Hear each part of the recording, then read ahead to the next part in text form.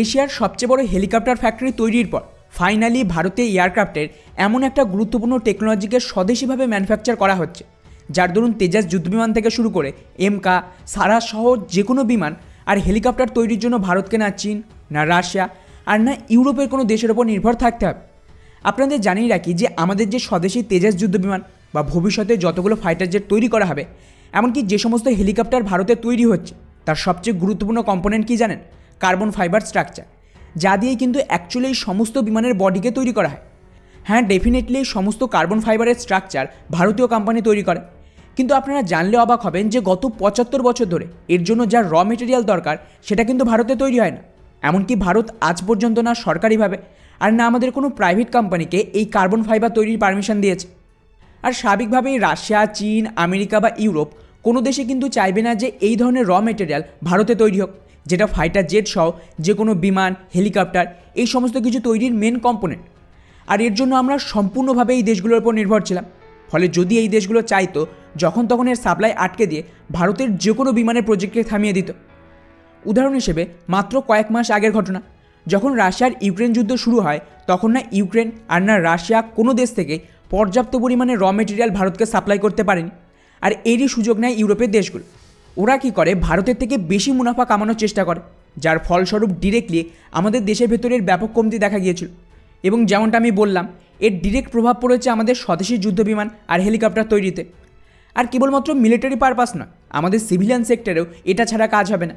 যেমন ধরুন অটোমোবাইল বা প্রিমিয়াম সাইকেল ইন্ডাস্ট্রি, এতেও কিন্তু কার্বন ফাইবারের ব্যাপক প্রয়োজন রয়েছে। ফলে ভারত এখন এর থেকে শিক্ষা নিয়ে না কেবল ভারতের, বরং গোটা বিশ্বের সবচেয়ে বড় ফ্যাক্টরিকে তৈরি করছে, যারা এই কার্বন ফাইবারকে ভারতেই স্বদেশিভাবে তৈরি করবে।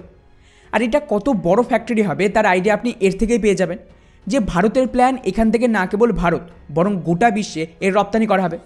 মানে জাস্ট কল্পনা করুন, যেটা গত ৭৫ বছর ধরে ভারত গোটা বিশ্ব থেকে আমদানি করছিল, এবারে সেটাই ভারতে তৈরি হয়ে গোটা বিশ্বে রপ্তানি হবে। উদাহরণ হিসেবে এই রিপোর্টটা দেখুন, এটা ২০২২ সালে, যখন ভারতের সবচেয়ে বড় বিলিয়নিয়ার মুকেশ আম্বানি ঘোষণা করে যে ওরা ভারতে বিশ্বের সবচেয়ে বড় কার্বন ফাইবারের ফ্যাক্টরি তৈরি করবে, যার ভ্যালু মোটামুটি ৭৫,০০০ কোটি টাকা, মানে মোটামুটি $৯ বিলিয়ন। আর ফাইনালি এটা সত্যি হচ্ছে।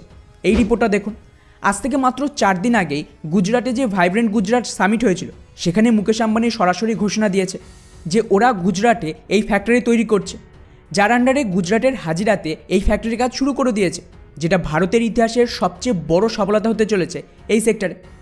আর বন্ধুরা, এই কার্বন ফাইবারের সবচেয়ে বড় সুবিধা হলো এটা যত বেশি হালকা ঠিক ততটাই মজবুত, যার দরুন একে কিন্তু স্টিলের তুলনায় অনেক গুণ বেশি মজবুত এবং টেকসই মানা হয়।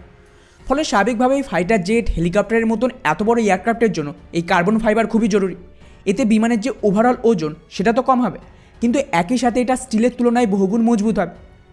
কিন্তু আশ্চর্যের বিষয়, ভারতের মতন এত বড় দেশে ৭৫ বছর সময় লেগে গেল এই ধরনের একটা ফ্যাক্টরি তৈরি করতে, যার ফলস্বরূপ আমাদের প্রতি বছর ৫০টা আলাদা আলাদা দেশ থেকে এর আমদানি করতে হয়। ভারতের যুদ্ধবিমান তৈরি, হেলিকপ্টার তৈরি সবটাই নির্ভর করছে এই ৫০টা দেশের ওপর, যে ওরা কখন এর সাপ্লাই পাঠাবে, তবে গিয়ে ভারত নিজেদের বিমান তৈরি করবে। আর শুধু তাই নয়, মিডিয়ার দাবি অনুযায়ী প্রতি বছরে মোটামুটি ৯০% হারে ভারতের এই আমদানি বাড়ছিল, যেটা হিউজ। ২০২০ আর ২১ সালের যে শেষ ডেটা এসেছে, তার মতে ওই সময় ভারতকে মোটামুটি $৭০ মিলিয়ন কার্বন বিদেশ থেকে আমদানি করতে হয়, যার মধ্যে কিন্তু $10 মিলিয়ন বেশি একা চীন থেকে এসেছে। আর এটা হলো সেই সময়ে যখন করোনা তার পিকে ছিল, ফলে মেজরিটি ফ্যাক্টরি, কাজ সব কিছু বন্ধ ছিল ভারতে।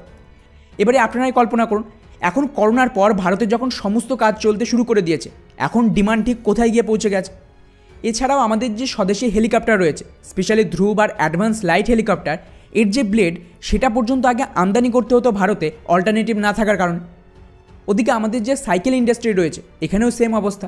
ভারতে এই কার্বন ফাইবার না থাকায় এটা খুব বেশি এগোতে পারেনি, যার ধরুন আধুনিক সমস্ত প্রিমিয়াম সাইকেলের যে ফ্রেম সেটা এখনও চীন থেকে আমদানি করতে হতো।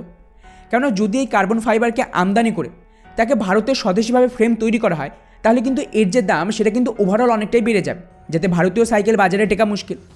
ফলে এখন বাধ্যতামূলক আত্মনির্ভর ভারতের আন্ডারে ভারত সরকার এই কার্বন ফাইবারকে ভারতে তৈরির জন্য পুশ করে। আর এখানেই সামনে আসে রিলায়েন্স। ওরা বিশ্বের সবচেয়ে বড় কার্বন ফ্যাক্টরি তৈরি শুরু করে, যা চীন ছাড়ুন বিশ্বের কোনো দেশের কাছে মজুদ নেই। রিপোর্ট অনুযায়ী ফ্যাক্টরি থেকে প্রথম যে প্রোডাকশান সেটা আগামী বছর, মানে ২০২৫ সাল থেকে শুরু হয়ে যাবে। আর ধীরে ধীরে আগামী 5 বছরে এর ক্যাপাসিটি এতটাই বাড়ানো হবে যে রিলায়েন্সের দাবি ওরা আশেপাশের দেশেও এর রপ্তানি করবে। স্পেশালি বাংলাদেশ, ইন্দোনেশিয়া, থাইল্যান্ডের মতন দেশ ভারতের মেন টার্গেট পয়েন্টে রয়েছে, যারা কিন্তু চীনের ওপরে নির্ভর করে এর আমদানির জন্য। ফলে ওভারঅল এটা কিন্তু ভারতের জন্য বিরাট বড় একটা সফলতা। বাকি বিশ্বের সবচেয়ে বড় কার্বন ফাইবারের ফ্যাক্টরিকে নিয়ে আপনাদের কি মতামত নিচে অবশ্যই কমেন্ট করে জানাবেন। জয় হিন্দ।